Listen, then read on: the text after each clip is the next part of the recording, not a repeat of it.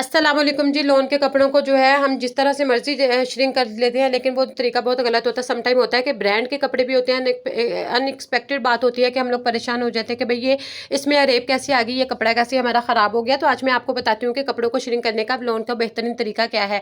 आपने क्या करना है, इस तरह से शलवार और कमीज जो है दुपट्टा अलग कर लो। शलवार और कमीज का कपड़ा लेकर इस तरह से उसकी डबल तय लगानी है। डबल तय लगाकर आपने इसको जितना पानी ज़रूरत हो बाल्टी वगैरह में, टब में, जिसमें भी आपने भिगोना, 10 मिनट के लिए भिगो के रखें।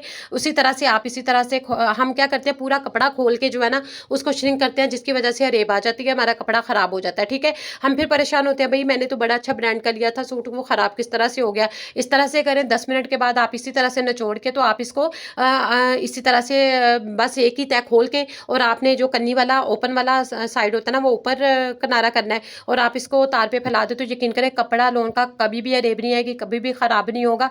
और आगे शेयर करें। Okay, thank